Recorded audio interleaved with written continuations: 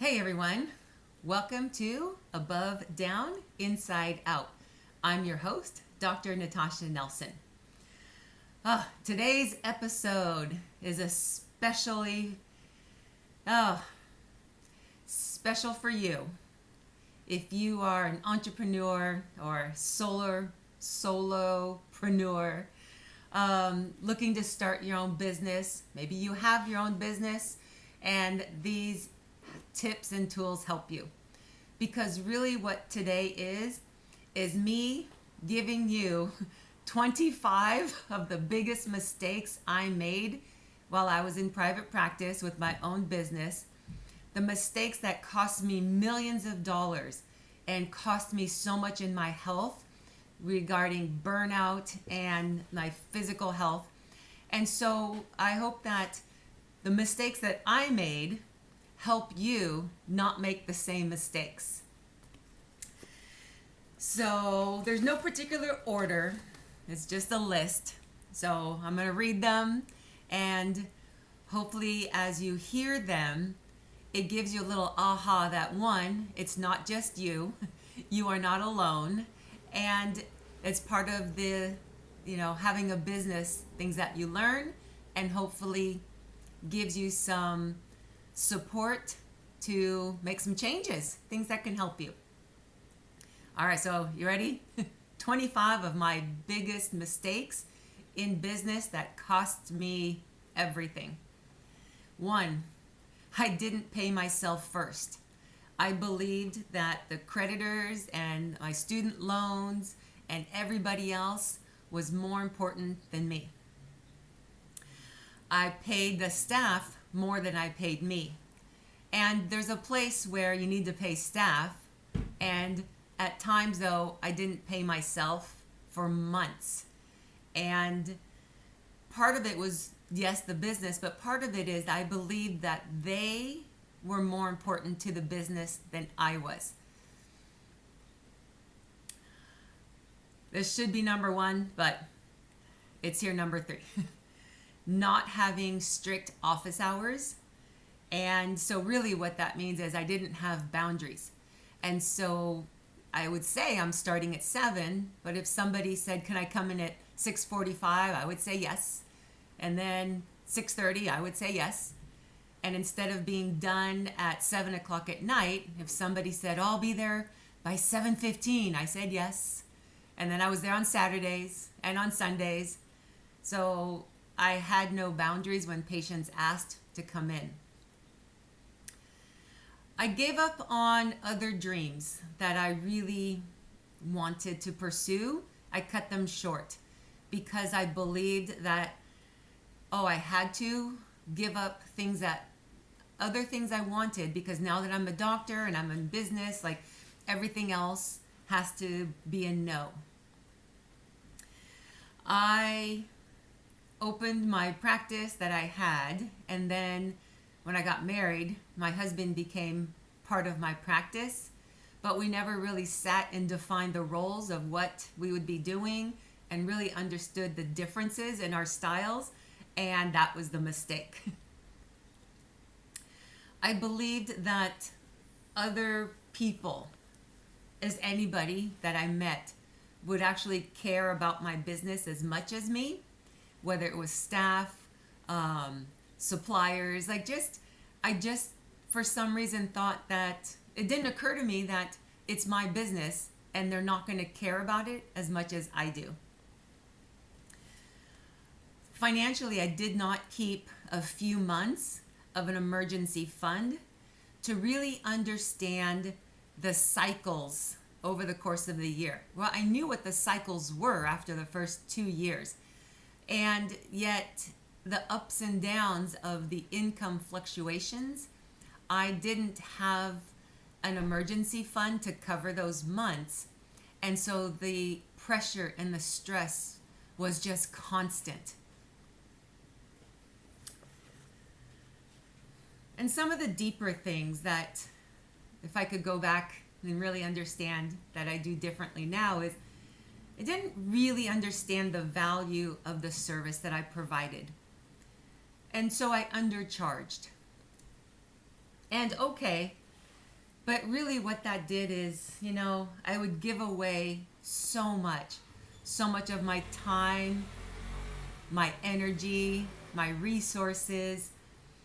And when I look back now, I can see that I didn't value my service, and what I wanted was to be liked and trying to be respected and valued and chosen over my competitors. So I gave so much away. And really all that did was leave me, broke and exhausted and resentful. I didn't trust my gut feeling when it came to marketing, and I really believed that other people who weren't even in my industry, I look back now, right? I believed that they knew more about my business than I did, that their expertise in marketing was better than my knowledge of the work that I do. And so I lost a lot of money on office decor, the location, logo, the colors, the structure of my office and the team, everything that I entrusted other people in instead of trusting my own gut. I allowed others, like I said, their marketing plans, I allowed those to be right for me, even though I knew they didn't quite fit my style or they weren't genuinely authentic in what I do and how I want to present myself. But I went along with it, and boy, those were a lot of thousands and thousands of dollars there. I didn't really trust myself with money. And so I gave control to somebody else to not just handle the books, but handle the financing. I would see it, but something in me didn't trust myself to speak up about the expenses and about the income and where money was being allocated. I didn't trust myself. I spent many hours in the office doing paperwork, especially those years when I was working with insurance companies, and the amount of paperwork, and I would go in on the weekends and trying to collect the money that I needed and do the billing, and I would be so angry that that's how I was spending my weekend. And I think about how resentful I was at the time, but it's also the fuel that has allowed me to not ever work with insurance companies, So everything is a lesson. Everything is a lesson in there. I think back to when I started my practice, social media wasn't there, and we were barely using computers to schedule. I mean, we did, but I didn't have the software and a place to really keep records of all of my patient contacts. And to this day, there are people, and I wish I could find them and check in on them, but I don't have any way to reach them. And so I just don't, there's a kind of just bums me out. And I wish that I had better places where I had all their contacts. I think about, I had to move my practice. In the 15 years, I moved 6 times into 6 different office locations because of different reasons, but I didn't really negotiate the contracts well. And so they cost me a lot on the back end and heavily on the front end. I didn't know how to negotiate to make sure that I was getting a contract for my practice and for the people in my space properly. I underestimated the amount of self-care that I needed to help balance out the amount of care it took to take care of patients. The amount of physical work with chiropractic practice and the emotional toll. I just didn't know how much it would take to really have a plan for self-care to balance that out.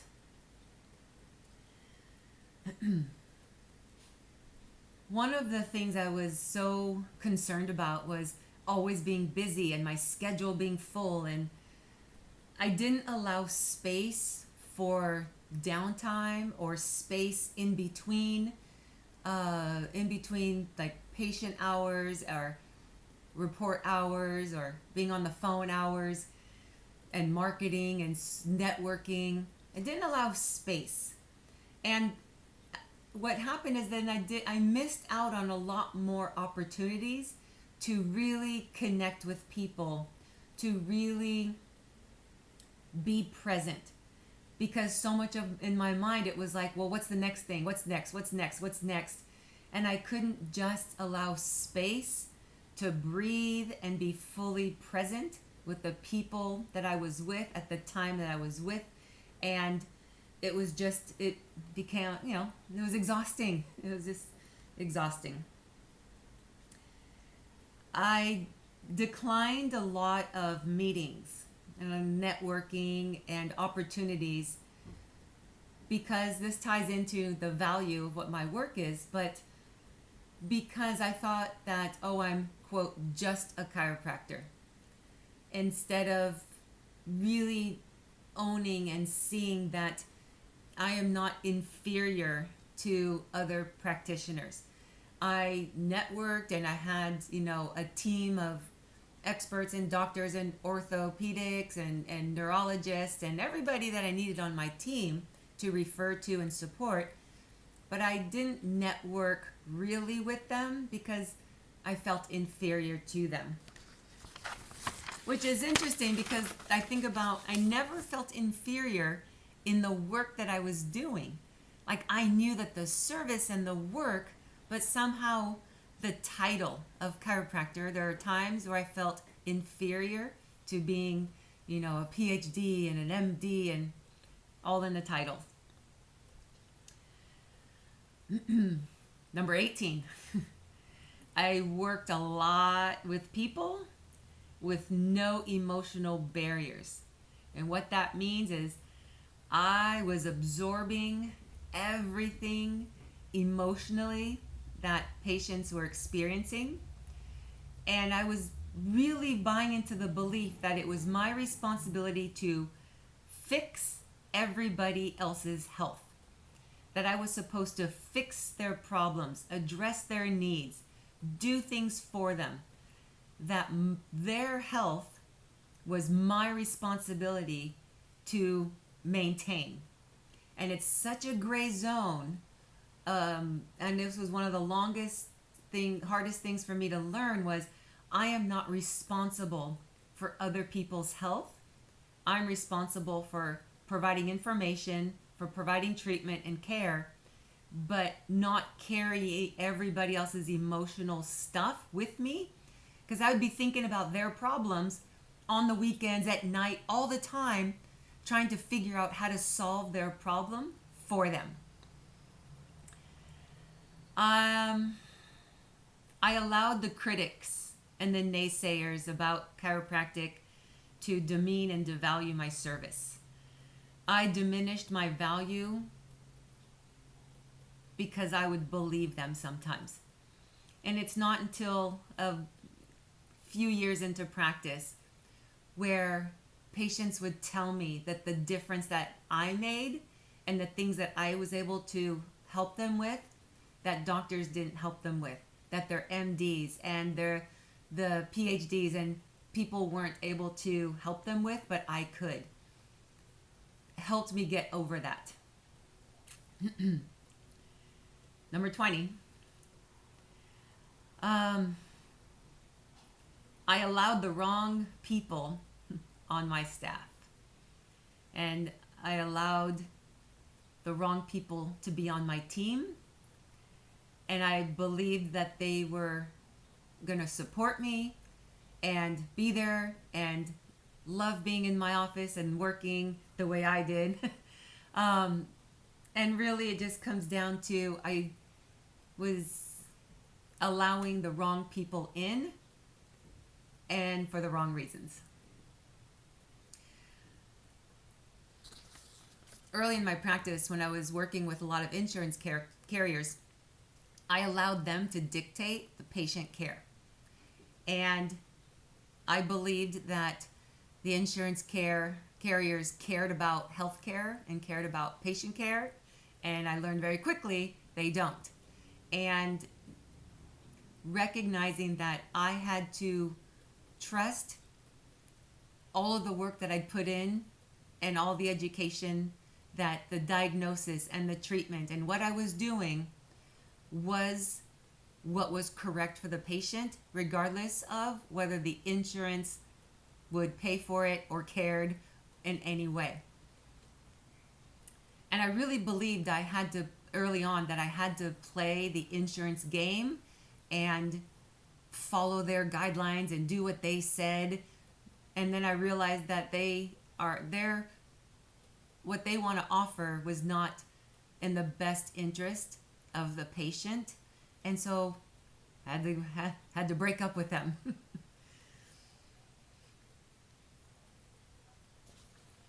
Looking back now, I think, being new in the area and new chiropractor, I didn't talk to other chiropractors and ask for help. And realizing that there's part of that inherent, we're competing against each other feeling. But really, we weren't. We're different people and different styles and different personalities, and we would attract different type of patient. But early on, I didn't really see it that way, and so I wouldn't ask other chiropractors for advice or for help. And part of it is also that I see that early on in the beginning, when I did that, I also put myself in a position where exposing my vulnerabilities and my weaknesses allowed other doctor to manipulate me and prey on me and use me. And while it sucked, I was scared that would happen again. And I always thought it was my fault. And really, I see, it took me a long time to see it wasn't my fault for asking for help when somebody else is going to violate that space of trust and as a colleague. If you work for yourself, one of the things that you contend with is how much to charge and what are your fees. And I was always afraid to raise my fees. I was afraid of losing patients, that they would go somewhere else, and I didn't want them to, and I wanted to take care of them, and I was afraid that they wouldn't want my services if I raised my fees. And okay, well, some would, and that's okay. And over time, I got to the place where it would just be okay if they wanted to go somewhere else or be somewhere else to use their insurance, and I didn't take it personally. And number 25, I didn't slow down and really appreciate what I was doing, what I was experiencing, what I was growing, the growth and the learning curve of being a business owner. I didn't really acknowledge what I was going through and appreciate it in current time. I can look back now and really be appreciative and see what I was going through. But at the time, all I could see was all of the mistakes, things I was doing wrong, criticizing constantly everything that I needed to do better. And I didn't give myself the chance to really appreciate there were a lot of things that I was doing right and that I was doing well. And that's really about the business side of it, because when it came to patient care and taking care of patients, that's the one thing I knew from the very beginning. I did well and I was really good at it and I loved it, and I was very present with every single patient. To this day, there are many people when I see them, it could be 20 years later, I remember their name, I remember their family, their dog, where they live. Like, I remember because I cared enough to remember, because I asked them, because I cared. So, but it was the business part of it where I considered myself a failure. And this was the one that took me a long time to get over and get really find peace was I considered myself a loser for so long, for decades. Because at the end, when all of these mistakes, quote unquote mistakes that I was making, it cost me a lot of money, but it cost me my health because I was so burned out. And once I shut down my practice, something in me was like, I felt like a loser in business. I was a loser for having to shut my practice, a loser for all the money that I lost. Not a loser as a doctor, a loser in business. And that unconscious belief stayed with me for so long. And it interfered with my ability to get back out there and grow and start over. And that's why I wanted to share that with you, because if you've had a business and it was gone, or you're scared of starting one, and all of the things